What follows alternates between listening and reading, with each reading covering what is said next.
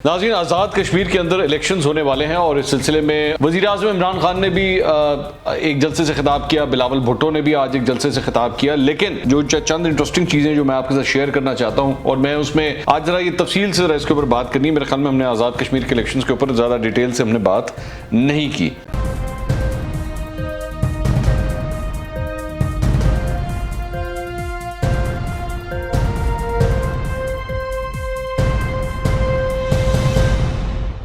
अस्सलाम वालेकुम नाज़रीन, मैं हूं मंसूर अली खान। अपने YouTube चैनल के ऊपर आपको खुशामदीद कहूँगा। सबसे पहले आपसे दरख्वास्त के चैनल को सब्सक्राइब करना मत भूलिएगा और बेल आइकन ज़रूर प्रेस कीजिएगा। नाज़रीन, आज़ाद कश्मीर के अंदर इलेक्शंस होने वाले हैं और इस सिलसिले में अब जो इंतखाबी अमल है, इंतखाबी मुहिम है मुख्तलिफ पार्टियों की, वो अपने इख्तितामी जलसों की जानिब जिस वक्त की रिकॉर्डिंग हो रही है तो वो ये जलसे चल रहे हैं। वज़ीर-ए-आज़म इमरान खान ने भी एक जलसे से खिताब किया, बिलावल भुट्टो ने भी आज एक जलसे से खिताब किया। लेकिन जो चंद इंटरेस्टिंग चीज़ें जो मैं आपके साथ शेयर करना चाहता हूं और मैं उसमें आज ज़रा ये तफसील से इसके ऊपर बात करनी है। मेरे ख्याल में हमने आज़ाद कश्मीर के इलेक्शंस के ऊपर ज़्यादा डिटेल से हमने बात नहीं की। अच्छा, सबसे जो इम्पोर्टेंट बात जो सबसे पहले जो मेरे ख्याल में इंटरेस्टिंग है वो ये है कि जो 4 उम्मीदवार थे पाकिस्तान तहरीक-ए-इंसाफ के, जिनके हवाले से ये खबर आई थी कि जो DRO है उन्होंने इनकी नाअहली के लिए इलेक्शन कमीशन ऑफ पाकिस्तान को लिखा था। ख्वाजा फारूक, मीर अतीक, चौधरी शहजाद और राजा मंसूर, इनके बारे में जो है इलेक्शन कमीशन को लिखा गया था कि जी इनको नाअहल किया जाए। और उसकी वजह ये थी कि उन्होंने अली अमीन गंडापुर के साथ जो है वो इलेक्शंस की मुहिम और जलसों के अंदर जो है वो शरीक हुए थे। इसके बावजूद इसके कि उनको मना किया गया था इलेक्शन कमीशन ऑफ पाकिस्तान की जानिब से कि उनको जो है आज़ाद कश्मीर से निकाल दिया जाए। अच्छा, इस सिलसिले में इलेक्शन कमीशन ऑफ पाकिस्तान ने आज इसका जवाब दिया है और उन्होंने कहा है कि जी इसको वापस कर दिया गया, इस दरख्वास्त को। और उसकी वजह यह है कि उन्होंने कहा कि जी इसके टेक्निकली इस सिलसिले में अगर कोई वायलेशन होती है तो पहले जो है वो 50,000 रुपये जुर्माना होता है। दूसरे मामले के अंदर जो है वो इनको डिस्क्वालीफाई किया जा सकता है, लेकिन इसके साथ साथ इनकी एक्सप्लेनेशन कॉल जो है वो चारों उम्मीदवारों की ज़रूर होती है। उनको राइट मिलता है कि वो आके अपना पॉइंट ऑफ व्यू ज़रूर दें, उसके बाद इनकी डिस्क्वालीफिकेशन हो सकती है अगर उनका जवाब जो है वो सेटिस्फैक्ट्री नहीं है। तो चूंकि ये सारा अमल नहीं हुआ तो इसलिए इनकी डिस्क्वालीफिकेशन नाअहली इनकी नहीं हो सकती। तो ये एक रिलीफ मिला है पाकिस्तान तहरीक-ए-इंसाफ की हुकूमत को और इनके उम्मीदवारों को। लेकिन अब ज़रा बात आ जाए शफाफियत की। मेरा पॉइंट इसके अंदर ये है कि ये किस किस्म का कानून है, ये किस किस्म का सारा सिस्टम है कि जब इलेक्शन कमीशन ऑफ पाकिस्तान जो है वो ये वाज़े तौर पर, election commission of Azad Kashmir जो है वो वाज़े तौर पर कह चुका है कि अली अमीन गंडापुर को आज़ाद कश्मीर में नहीं होना चाहिए, लेकिन वो सबकी आंखों के सामने मतलब अब दंदनाते फिर रहे हैं। उन्होंने सारे जलसे जुलसे भी किए, इमरान खान साहब ने साथ बिठा के किए और किसी किस्म की कोई परवाह नहीं की गई, लेकिन उनको कोई निकाल नहीं सकता। क्योंकि जाहिर बात है किसी के अंदर इतना दमखम तो है नहीं कि वो जाके अली अमीन गंडापुर साहब को आज़ाद कश्मीर से निकाल सके।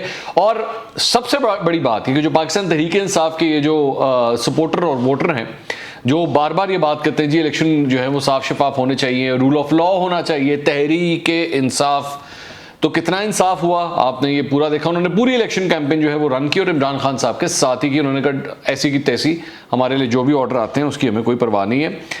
इलेक्शन कमीशन ऑफ पाकिस्तान जो है वो अलबत्ता ये कहता है कि जी ये तो ब्यूरोक्रेट्स का काम था, ब्यूरोक्रेसी का काम था, उनको चाहिए था कि अली अमीन गंडापुर साहब को निकाल दे। लेकिन एक वफाकी वजीर हो जो वज़ीर-ए-आज़म के साथ घूम रहा हो, उसको कौन हाथ लगाएगा? तो आप बस इसी अंदाज़ा लगा लीजिए कि रूल ऑफ लॉ क्या है। एनीवेज, आगे चलें। दूसरी बात यह है कि जी अली अमीन गंडापुर साहब आज जो है फिर गरजे बरसे और आज वज़ीर-ए-आज़म भी साथ थे। वज़ीर-ए-आज़म ने भी आज एक लूज़ बॉल कराई। उन्होंने नवाज शरीफ का नाम लेते हुए उन्होंने जो है वो बॉडी शेमिंग भी आज कर दी। ज़ाहिर बात है वो पीछे उन्होंने कहा जी मोटा सा बंदा जो है वो बैठ के क्रिकेट खेला करता था लाहौर जिमखाना के अंदर। तो मेरे अब तो वो इतनी इस किस्म की लैंग्वेज इस्तेमाल हो रही है कि शायद उनको फ़र्क भी नहीं पड़ता कि मैं किसी के बारे में किस तरह बॉडी शेमिंग कर रहा हूँ। एनीवेज, उसके बाद बात यह है कि अली अमीन गंडापुर साहब जो हैं उन्होंने आज तकरीर की और मरियम नवाज के बारे में बात करते हुए उन्होंने क्या कहा, सुनिएगा जरा। ओ डाकू नानी मरियम, तू कहती है ना, ये कहती है कि जैसा मुंह वैसे थप्पड़। मेरे पास ऐसी ऐसी बातें हैं कि खुदा की कसम इतने थप्पड़ पड़ेंगे तुम्हारे मुंह पे जो हमारे पैसों पे तूने 8 करोड़ की सर्जरी कराई है, ये उतार के तेरा असल चेहरा कौम के सामने ले आऊंगा। तो ये जनाब आपने इनकी गुफ्तगू सुनी, उन्होंने कहा जी एक तो डाकू रानी और ये जो तुमने 8 करोड़ की सर्जरी करवाई है। अच्छा, बाकी मुझे कोई फ़र्क नहीं पड़ता, ये दोनों भी सारी पार्टियां एक दूसरे को जो मर्जी कहते रहे, इट डजेंट मैटर। लेकिन ये जो बात है ना किसी के चेहरे के ऊपर या किसी की मतलब ये 8 करोड़ की तुमने सर्जरी कराई, एक तो मुझे समझ नहीं आई अलीम गंडापुर साहब को ये अमाउंट किस तरह पता लगी कि 8 करोड़ की सर्जरी। और अगर तो ये हुई है, मुझे तो नहीं पता इस बात का, लेकिन अगर तो हुई है तो बड़ा इंटरेस्टिंग फैक्ट है कि 8 करोड़ रुपया लगता है किसी सर्जरी के अंदर। I am pretty sure Aleem Gandapur साहब को इसकी नॉलेज होगी। दूसरी बात ये, अगर करवाई है, मिसाल के तौर पर अगर करवाई, तो मुझे तो नहीं पता ये करवाई है कि नहीं करवाई, लेकिन अगर करवाई है तो क्या पाकिस्तान तहरीक इंसाफ के लोगों के भी नाम लिए जाएं जिन्होंने सर्जरियाँ करवाई हुई हैं, या मेरे ख्याल में वो अच्छा नहीं लगता है ना, अच्छा नहीं लगता। तो इसीलिए वो मुझे जो फीडबैक मिला है ना, जो आज़ाद कश्मीर में मुख्तलिफ सहाफ़ियों से जो मेरी बात हुई, तो उन्होंने पाकिस्तान तहरीक इंसाफ की और ख़ास तौर पे अलीम गंडापुर साहब की जो पूरी लैंग्वेज है पूरी इस कैंपेन के दौरान जो इस्तेमाल की गई है, उन्होंने कहा जी इससे ज़्यादा हमने बेहुदा किस्म की लैंग्वेज आज तक नहीं सुनी थी किसी इलेक्शन कैंपेन के अंदर। और जिस तरीके से उन्होंने इलेक्शन कैंपेन की है, तो शायद इसका फ़ायदा होने के बजाय पाकिस्तान तहरीक इंसाफ को अच्छा खासा नुकसान हुआ है, क्योंकि जो भी हो कभी भी अपने सियासी मुखालफिन के खिलाफ जो है वो इस तरह की ज़बान इस्तेमाल नहीं की जाती थी, एक बात। दूसरी बात ये, जो मेरी चंद सहाफ़ियों से वहाँ पे बात हुई, उन्होंने कहा, जो मुझे इत्ला मिली, उन्होंने कहा कि जी हमें अफसोस इस बात का हुआ कि ज़्यादातर जो पॉलिटिकल पार्टीज़ थी उन्होंने अपनी अपनी जो इस्लामाबाद के अंदर जो पॉलिटिक्स होती थी ना, उसको उठा के वो all the way Azad Kashmir के अंदर ले आए। यहाँ के लोकल जो इश्यूज़ थे, मसाइल थे, उसके हवाले से किसी ने बात नहीं की। अलीम गंडापुर साहब ने की थी, उन्होंने कहा था मैं सड़क बनवा देता हूँ, ये पैसे पकड़ लें। तो पैसे देना, जूते उनको मारे गए, अंडे टमाटर उनको मारे गए, जो लैंग्वेज इस्तेमाल की, ये पूरा अलीम गंडापुर साहब की पूरी इलेक्शन कैंपेन ये थी। आगे अच्छा, दूसरी बात ये है कि जो मुझे फीडबैक आ रहा है वो बड़ा मिक्स किस्म का फीडबैक है। फ्रैंकली स्पीकिंग, चंद सहाफ़ी ये बात कह रहे हैं कि जी इस मरतबा जो है वो एक मखलूत हुकूमत बनेगी, कोई एक पार्टी जो है वो सबकत नहीं हासिल करेगी, जिस तरह पहले होता रहा है कि जिसकी हुकूमत जो है वो सेंटर में होती है वही हुकूमत बनाने में कामयाब हो जाती है। इस मरतबा ये नहीं होगा, मखलूत हुकूमत बनेगी, इत्तेहादी हुकूमत बनेगी।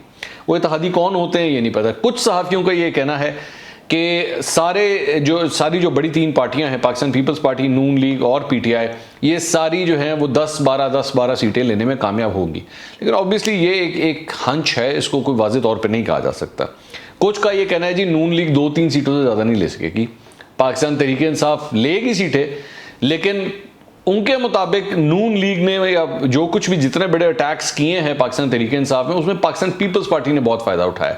मैं हैरान हुआ हूं कि मुझे इस मरतबा बहुत से सहाफ़ियों ने बात की, वहाँ के मुकामी सहाफ़ियों ने, कि पाकिस्तान पीपल्स पार्टी की परफॉर्मेंस जो है और उनकी इलेक्शन कैंपेन बहुत अच्छी चली है, और वो उनके जो उम्मीदवार हैं उन्होंने भी बहुत ज़्यादा मेहनत की है इस मरतबा इन इलेक्शन के लिए।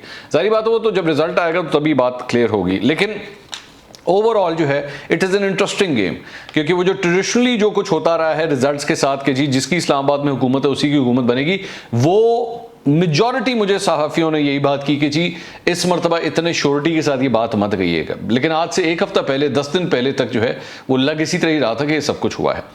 अच्छा, वैसे जहाँ तक बिलावल भुट्टो और पाकिस्तान पीपल्स पार्टी की मैं बात कर रहा हूँ, तो मैं आपको एक खबर यहाँ पे ये भी दे दूँ कि आर्मी चीफ ने जो है वो अपने बेटे के वलीमे के लिए जो है बिलावल भुट्टो को ख़ास तौर पे एक इनविटेशन दिया है। ये खबर जो है अभी जब मैं रिकॉर्ड कर रहा था तो उससे पहले ही मुझे मौसूल हुई है। दूसरी एक इंटरेस्टिंग चीज़ जो मैं आपके साथ शेयर करना चाह रहा हूँ, वो गैलप का एक सर्वे सामने आया है, और ये आज़ाद कश्मीर से के हवाले से किया गया है, जिसके अंदर जो है वो 600 एडल्ट से ये सर्वे करवाया गया। 10 डिस्ट्रिक्ट्स के अंदर गैलप ने सर्वे करवाया। इस सर्वे के अंदर जो है वो पूछा गया, मुख्तलिफ सवाल किए गए, तो उसमें एक जो है वो जो मौजूदा वज़ीर आज़म हैं आज़ाद कश्मीर के, राजा फ़ारूक हैदर साहब, उनके बारे में पूछा गया कि जी आप कितने सेटिस्फाइड हैं। तो 61% लोगों ने कहा कि हम उनकी परफॉर्मेंस से सेटिस्फाइड हैं। 36% ने कहा कि हम ज़्यादा उनसे मुतमईन नहीं हैं। लेकिन मेरी मेजॉरिटी जो सहाफ़ियों से बात हुई है उन्होंने कहा कि जी राजा फ़ारूक हैदर से जो उन्होंने उनको काम करने चाहिए थे उन्होंने नहीं किए हैं। ये भी मैं आपको बता दूं कि मुझे ये फीडबैक भी मिला है। अच्छा, दूसरी बात ये कि एक और बड़ी इंटरेस्टिंग बात ये पता लगी कि जी वो जो सर्वे के अंदर के कितने % लोग समझते हैं कि आज़ाद कश्मीर के इलेक्शन जो हैं वो फ्री एंड फेयर होंगे, मुनसिफाना होंगे। 53% लोग ये समझते हैं कि फ्री एंड फेयर होंगे, लेकिन 30% ये समझते हैं कि ये साफ शफाफ और मुनसिफाना इलेक्शंस नहीं होंगे। उसके बाद एक और जो इंटरेस्टिंग है कि जी which party do you think will win in general elections that are to be held, कौन सी पार्टी जीतेगी। 44% का ये ख्याल है कि पाकिस्तान तहरीक इंसाफ जीतेगी, सिर्फ 12% का ये ख्याल है कि नून लीग जीतेगी और सिर्फ 9% का ये ख्याल है कि पाकिस्तान पीपल्स पार्टी जीतेगी, लेकिन 28% का ये ख्याल है कि उनको नहीं पता इस बात का। अच्छा, ये बात ध्यान में रखिएगा कि कौन जीतेगी का वही कॉन्सेप्ट है कि ज़्यादातर लोगों का यही ख्याल है कि जिसकी हुकूमत इस्लामाबाद में होती है वही हुकूमत बनाती है, तो पाकिस्तान तहरीक इंसाफ को यहाँ पे इस बात का भी एज हासिल है। दूसरी बात यह कि जी एक और जो इंटरेस्टिंग डिटेल आई वो आई कि जी आपकी नज़र में सबसे ज़्यादा फेमस कौन है पर्सनालिटी के लिहाज से, रेटिंग किसकी सबसे अच्छी है किस पॉलिटिकल लीडर की। इमरान खान साहब 67%, बिलावल भुट्टो 49%, शहबाज शरीफ 48%, नवाज शरीफ 46% और मरियम नवाज 45%। तो इस लिस्ट के मुताबिक सबसे ज़्यादा जो अभी भी फेमस हैं वो इमरान खान साहब हैं 67% के साथ, और सबसे कम जो फेमस हैं इन तमाम लीडरों में वो मरियम नवाज हैं, जबकि मरियम नवाज के जलसे काफ़ी बड़े थे, काफ़ी लोग उसके अंदर आए, लेकिन पॉपुलैरिटी के लिहाज से जो सर्वे किया गया है उसमें उनके नंबर जो है वो 45% हैं। शहबाज शरीफ नहीं, उन्होंने किसी किस्म के कोई जलसे किए, वहाँ पे इस कैंपेनिंग में वो शामिल नहीं थे। बड़ी हैरानकुन बात है कि मुस्लिम लीग नून के सदर भी होते हुए वो आज़ाद कश्मीर के इलेक्शन कैंपेन में गए नहीं, मरियम नवाज ने जो है वो उसको लीड किया। रिजल्ट क्या आता है ये तो वक्त बताएगा, लेकिन ये अब तक की अपडेट्स थी जो मैंने सोचा आपके साथ शेयर की जाए। अगले व्लॉग में दोबारा मुलाकात होगी। अल्लाह हाफिज़।